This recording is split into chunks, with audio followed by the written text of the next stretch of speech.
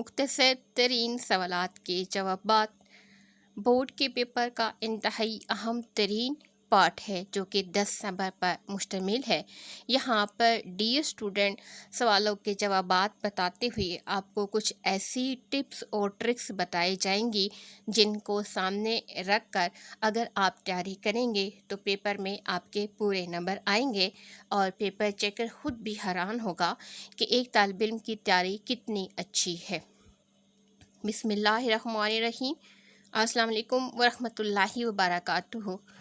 अज़ीज़ तलबा व तालिबात, study series में आप सबको खुशामदीद कहते हैं। डियर स्टूडेंट, क्लास दहम का चैप्टर नंबर 1 आज हम मशक पढ़ेंगे। इम्तिहानी नुक्ता नज़र के मुताबिक तैयारी की जाएगी ताकि कम वक्त के अंदर तालिब इल्म अच्छे नंबरों से पास हो सके और बोर्ड में पोजीशन लेने के काबिल हो सके। सवाल नंबर 1 है, हमद के मतन को मद्देनज़र रखते हुए दर्ज झैल सवालात के मुख्तसर जवाबात तहरीर करें। इंतहाई अहम पार्ट है क्योंकि 10 नंबर हैं इसके, लिहाजा हर एक सवाल को आपने गौर से सुनना है ताकि आप अच्छे और मेयारी नंबरों के साथ पास हो। सवाल नंबर 1 है, शायर ने किस शेर में इस्तफ़हामिया अंदाज़ अपनाया है? शेर की निशानदही करें। यहाँ पर डियर स्टूडेंट सवाल के 2 पार्ट हैं कि इस्तफ़हामिया अंदाज़ और फिर शेर की निशानदही। तो सबसे पहले हमने ये देखना है कि इस्तफ़हामिया अंदाज़ कौन सा होता है। तो जवाब में आप लिखेंगे इस्तफ़हामिया अंदाज़ से मुराद सवालिया अंदाज़ या सवालिया असलूब है। अलिफ सीन लाम व लोब बे। इस्तफ़हामिया अंदाज़ से मुराद सवालिया असलूब है। शायर ने अपनी नज़्म हमद के पहले शेर में इस्तफ़हामिया अंदाज़ अपनाया है। ये आपका पहले पार्ट का जवाब है। उसके बाद फिर आपने शेर जो है उसकी निशानदही करनी है और नीचे आपने शेर लिखना है। शेर है, दूसरा कौन है जहाँ तू है, कौन जाने तुझे कहाँ तू है। सवाल नंबर 2 की तरफ बढ़ते हैं। लाख पर्दों में तू है बेपर्दा। दोनों तरफ कॉमा लगाए गए हैं और का मतलब वाजे करें। तो सबसे पहले डियर स्टूडेंट आपको बताते चले कि ये शेर का एक हिस्सा है और जब शेर का एक हिस्सा हो तो उसे मिसरा कहा जाता है। 2 लाइनें मिलकर शेर कहलाती हैं और जब शेर की एक लाइन हो तो वो मिसरा कहलाती है। तो आपने सवाल का जवाब इस तरीके से शुरू करना है। इस मिसरा में शायर बयान करता है कि अगरचे अल्लाह ताला इंसानों की नज़रों से छुपा हुआ और पोशीदा है और वो बज़ाहिर नज़र नहीं आता और वो इसका तयन नहीं कर पा रहा, मगर इसके निशान हर जगह मौजूद हैं जहां अल्लाह ताला की मौजूदगी का एहसास होता है। यानी कि ये एक मिसरा है और उसके बाद कि अल्लाह ताला की ज़ात का बज़ाहिर कोई वजूद नहीं है, लेकिन दुनिया की कोई ऐसी चीज़ नहीं है जिसमें हमें अल्लाह ताला की कुदरत के नज़ारे नज़र ना आ रहे हों। सवाल नंबर 3 की तरफ बढ़ते हैं। हमद के मतला के ख्याल की कोई और मिसाल पेश करें। हमद के मतला, तो सबसे पहले हमने ये बताना है कि मतला किसे कहते हैं। डियर स्टूडेंट, मतला नज़्म के पहले शेर को कहते हैं। मतला के लुग़वी मानी तुलू होने की जगह है। मतला के लुग़वी मानी तुलू होने की जगह है और नज़्म के पहले शेर को जो है वो मतला कहते हैं। अब यहाँ पर है उसकी कोई मिसाल पेश करनी है। पहले मतला के ख्याल को ज़हन में रखते हुए तो इसकी आसान तरीन जो मिसाल है वो ये है, कोई तो है जो निज़ाम हस्ती चला रहा है। कोई तो है जो निज़ाम हस्ती चला रहा है, वही खुदा है।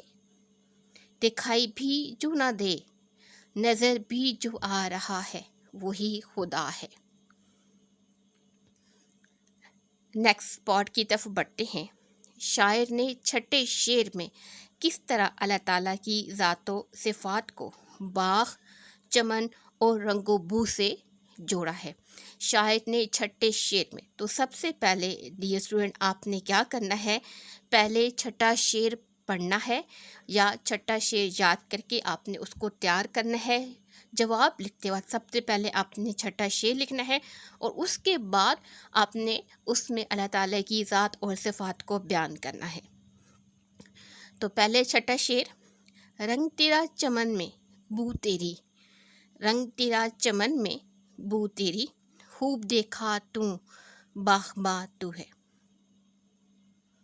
खूब देखा तो बाग़बा तू है।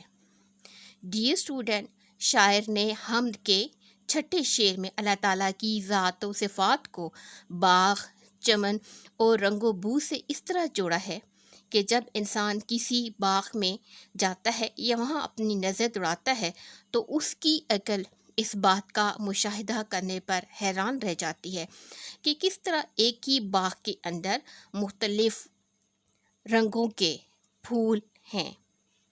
किसी फल का जायका अलग है, किसी फल का जायका अलग है, कोई मीठा है, कोई नमकीन है, किसकी फूल की खुशबू कैसी है और किस फूल की खुशबू कैसी है।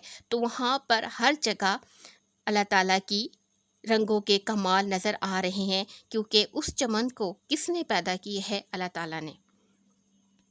सबसे आखिरी पॉइंट की तरफ बढ़ते हैं, शायर का हम्द कहने का अंदाज़ कितना मुअस्सर है। शायर का हम्द कहने का अंदाज़ कितना मुअस्सर है। तो डियर स्टूडेंट, इस सवाल का जवाब, शायर का हमदिया अंदाज़ इंतहाई मुअस्सर है, क्योंकि उनके कलाम का सबसे नुमाया अंसर खाकसारी और बंदगी का एहसास है।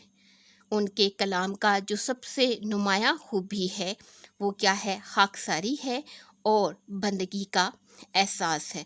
वो ज़ाते बारी ताला के जलालो जमाल का बयान इस अंदाज से करते हैं कि शायर का वजूद एक आजिज़ बंदे की सूरत के तौर पर सामने आता है, लेकिन उसके अंदर किसी किस्म की बनावटीपन नज़र नहीं आता, बल्कि कल्बी सदाकत ज़्यादा नज़र आती है, जो उनके हमदिया कलाम को महज फ़नी इजहार की बजाय रूहानी तजर्बा बना देती है।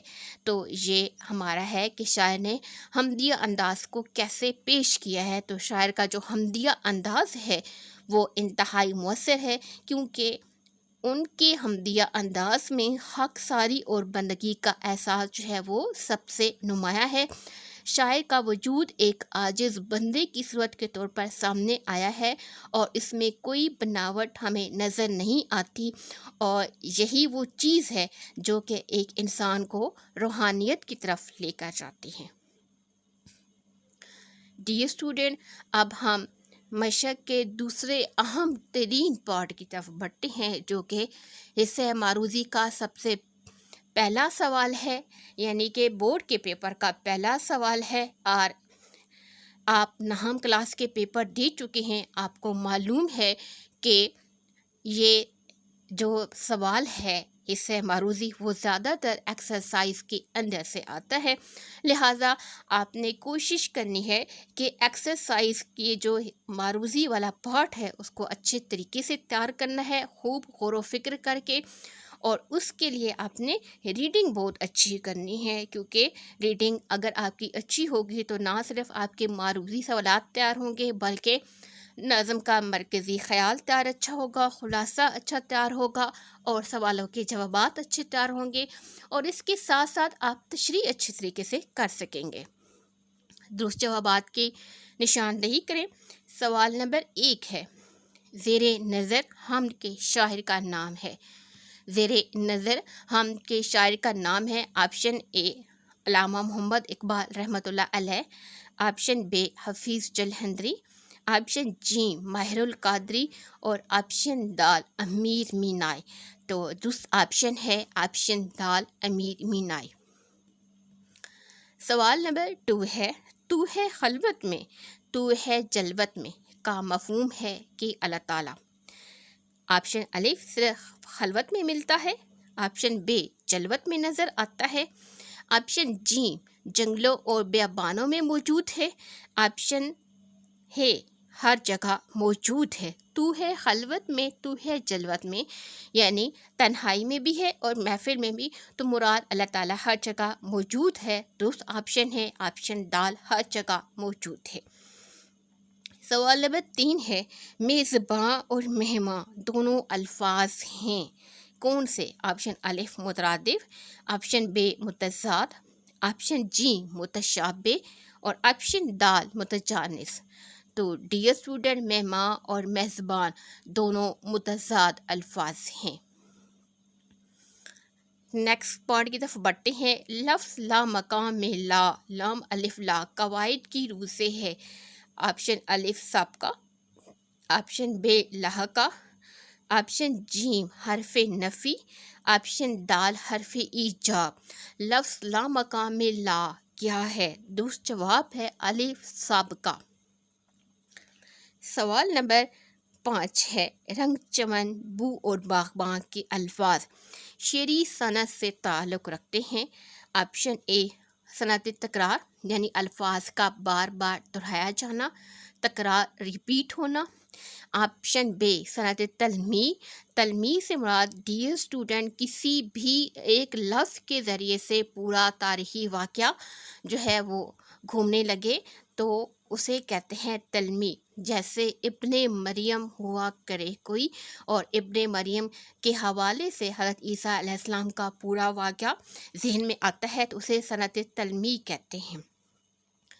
صنعت مرات و نظیر، اس میں کیا ہوتا ہے؟ اس میں یہ ہوتا ہے جس طریقے سے آپ نے گروہی الفاظ یا حرف تلازم پڑھے ہیں جن میں ایک ہی صنعت سے تعلق رکھنے والے تمام الفاظ ایک ہی کیٹیگری کے ہوں تو اسے صنعت مرات و نظیر کہتے ہیں۔ اور آخری پارٹ ہے صنعت مبالغہ، جس میں الفاظ کو بڑھا چڑھا کر بیان کیا جاتا ہے۔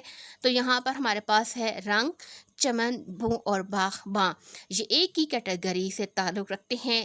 ان سب کا تعلق جو ہے وہ باغ سے ملتا ہے، تو یہ ہمارے پاس درست آپشن ہوگا صنعت مرات و نظیر۔ سوال نمبر 3 ہے، در ذیل شعر کی تشریح متعلقہ حوالوں کی مدد سے کریں تاکہ شعر کی فنی اور فکری معنویت کھل جائے۔ شعر کیا ہے؟ لاکھ پردوں میں تو ہے بے پردہ، 100 نشانوں پہ بے نشان تو ہے۔ لاکھ پردوں میں تو ہے بے پردہ، 100 نشانوں پہ بھی نشان تو ہے۔ ڈیئر اسٹوڈنٹ، جب ہم اشعار کی تشریح شروع کریں گے تو اس وقت اس شعر کو اچھے انداز سے تیار کریں گے۔ سوال نمبر 4 کی طرف بڑھتے ہیں۔ سوال نمبر 4 ہے، حمد کا خلاصہ اپنے الفاظ میں تحریر کریں۔ ڈیئر اسٹوڈنٹ، یہ سوال ہم الگ سے شیٹ پر لکھ کر آپ کو بتائیں گے کہ آپ نے امتحانی نقطۂ نظر کے مطابق کسی بھی نظم کا خلاصہ کیسے تیار کرنا ہے اور کس طریقے سے لکھنا ہے، کیونکہ اس سے پہلے ہم کلاس نحو کے بھی خلاصے اسی چینل پر اپلوڈ کر چکے ہیں اور آپ اس کی اچھے طریقے سے تیاری بھی کر چکے ہیں۔ سوال نمبر 5 ہے، نظم حمد کا بغور مطالعہ کریں اور اس کا مرکزی خیال لکھیں۔ تو ڈیئر اسٹوڈنٹ، نظم حمد کا مرکزی خیال کیسے لکھا جاتا ہے، کتنی لائنوں پر لکھا جاتا ہے، مرکزی خیال لکھنے کے کیا لوازمات یا کیا تقاضے ہیں، وہ ہم پہلے بھی آپ کو بتا چکے ہیں، اور اس کا الگ ہم مرکزی خیال لکھ کر آپ کو تمام باتیں جو ہیں سمجھائیں گے کہ کس طریقے سے آپ نے کسی بھی نظم کا مرکزی خیال لکھنا ہے، کیونکہ یہ بورڈ کا 5 نمبر کا سوال ہے۔ سوال نمبر 6 ہے، حمد میں شاعر نے اللہ تعالیٰ کی کن کن صفات کا ذکر کیا ہے؟ تو یہاں پر ڈیئر اسٹوڈنٹ آپ کو بتاتے چلے کہ صرف آپ نے وہی سوال جو پہلے پیج پر مشق کے لکھی ہوئی ہیں آپ نے وہ تیار نہیں کرنے، کیونکہ بورڈ کا پیپر ہے تو سوال جو ہیں وہ ایکسرسائز سے ہی آئیں گے، تو یہ بھی سوال ایکسرسائز کا حصہ ہیں، لہٰذا آپ نے ان سوالوں کو بھی لازمی تیار کرنا ہے۔ تو اب ہم بڑھتے ہیں کہ شاعر نے اللہ تعالیٰ کی کن کن صفات کا ذکر کیا ہے۔ ڈیئر اسٹوڈنٹ، ویسے تو اللہ تعالیٰ کی جو صفات ہیں وہ بہت زیادہ ہیں، لامحدود ہیں، ہم انہیں کا احاطہ نہیں کر سکتے، لیکن ہم نے حمد کو سامنے رکھنا ہے جو ہمارے سبق کا سلیبس ہے اور اس سلیبس کو مد نظر رکھ کر ہم نے بتانا ہے کہ شاعر نے اللہ تعالیٰ کی کن کن صفات کا ذکر کیا ہے۔ تو ڈیئر اسٹوڈنٹ، ہم میں آپ نے اس طریقے سے سوال کا جواب لکھنا ہے کہ ہم میں شاعر نے اللہ تعالیٰ کی ان صفات کا ذکر کیا ہے، اور اس کے بعد آپ نے ہر ایک شعر میں سے ایک پوائنٹ نکال کر آپ نے اس پوائنٹ کو صفات بنا کر پیش کرنا ہے یا لکھنا ہے۔ جیسے کہ پہلا شعر ہے، جہاں اللہ تعالیٰ ہے وہاں کوئی اور نہیں، ایک ہو گیا۔ دوسرے نمبر پر ہے، کوئی نہیں جانتا کہ اللہ تعالیٰ کہاں ہے۔ اس کے بعد نمبر 3 کی طرف بڑھتے ہیں، اللہ تعالیٰ بے پردہ بھی ہے اور بے نشان بھی۔ اللہ تعالیٰ خلوت میں بھی ہے اور جلوت میں بھی۔ اللہ تعالیٰ کی سوا کوئی نہیں، وہ میزبان بھی ہے اور مہمان بھی۔ مکان اور لامکان میں صرف اللہ تعالیٰ کی جلوہ گری ہے۔ اللہ تعالیٰ ہر چیز کا خالق ہے اور اللہ تعالیٰ ہی انسان کا اصل رازدان ہے۔ تو اس طرح ہر شعر کے اندر سے آپ نے ایک جو صفات ہے ان کو نکال کر آپ نے بیان کرنا ہے۔ سوال نمبر 7 ہے، حمد کے تقاضے مد نظر رکھتے ہوئے بتائیں کہ ہم ذات باری تعالیٰ کی مہربانیوں کا شکر کیسے ادا کر سکتے ہیں۔ ہم نے حمد کے تقاضے کو مد نظر رکھتے ہوئے ہم ذات باری تعالیٰ کی مہربانیوں کا شکر نماز ادا کر کے، روزہ رکھ کے، زکوٰۃ ادا کر کے، انسانوں کی فلاح و بہبود کے لیے کام کر کے، اور اللہ تعالیٰ کی یاد کو دل میں بسا کر جو ہے اس کا شکر ادا کر سکتے ہیں۔ سوال نمبر 8 ہے، در ذیل الفاظ پر اعراب لگا کر تلفظ واضح کریں۔ ڈیئر اسٹوڈنٹ، آپ نے اعراب کا جو پارٹ ہے اس کو آپ نے مس نہیں کرنا، کیونکہ یہ سہ معروضی کا اہم ترین سوال ہے۔ اس میں سے آپ کا 1 نمبر کا سوال آئے گا اس سہ معروضی میں سے، لہٰذا آپ نے اچھے طریقے سے اس کو تیار کرنا ہے۔ پہلا لفظ ہے خلوت۔ خلوت، خے کے اوپر زبر ہے، لام ساکن ہے، خے زبر لام خل، اور پھر واؤ کے اوپر زبر ہے اور ٹے آپ کی ساکن ہوگی، تو خلوت۔ اسی طریقے سے آگے جلوت ہے، تو جیم کے اوپر زبر آئے گی، لام ساکن، جیم زبر لام ساکن جل، واؤ کے اوپر زبر، اور پھر اس کے بعد تے، اور تے کے ساکن ہوگا، تو جلوت۔ خلوت اور جلوت دونوں ایک ہی طرح کی ان کے اوپر اعراب ہیں۔ لفظ آگے ہمارے پاس ہے پنہاں۔ پن، پے کی نیچے زیر ہے، پے اور نون کی ساکن ہے، اور ہے زبر الف ہا، ہے کے اوپر زبر ہے، پنہاں۔ نیکسٹ پارٹ کی طرف پڑھتے ہیں، چمن۔ چمن، چے کے اوپر زبر ہے، میم ساکن ہے، بلکہ میم کے اوپر بھی زبر ہے اور نون ساکن ہے، چمن۔ اور اسی طریقے سے خوب، خے کے اوپر پیش ہے، خے کے اوپر پیش ہے اور واو ساکن ہے، خے پیش واو ساکن ہو اور بے۔ اس طریقے سے آپ نے اعراب کا پارٹ جو ہے وہ مکمل کرنا ہے۔ سوال کے 9ویں پارٹ کی طرف پڑھتے ہیں، جس میں ہے کالم الف میں دیے گئے الفاظ کو کالم بے کے متعلقہ الفاظ سے ملائیں۔ ڈیئر اسٹوڈنٹ، یہ سوال ویسے آپ کی جو ہے تیاری کے لیے کیا گیا ہے، لیکن امتحان میں، بورڈ کے پیپر میں اس طرح کے سوالات نہیں آتے، تو ہم نے کالم الف کو کالم بے سے کیسے ملانا ہے۔ خلوت ہے تو اس کا دوسرا آپشن ہے جلوت۔ میزباں ہے، دوسرا آپشن کیا ہے، مہماں۔ مکان ہے تو اس کا دوسرا آپشن کیا ہے، لامکان۔ پنہاں ہے تو اس کا دوسرا آپشن ہوگا احیاں، اور نشان ہے تو اس کا دوسرا آپشن ہے بے نشان، جس کو آپ نے لائن لگا کر یا نمبرنگ لگا کر آپ نے اس کو مکمل کرنا ہے۔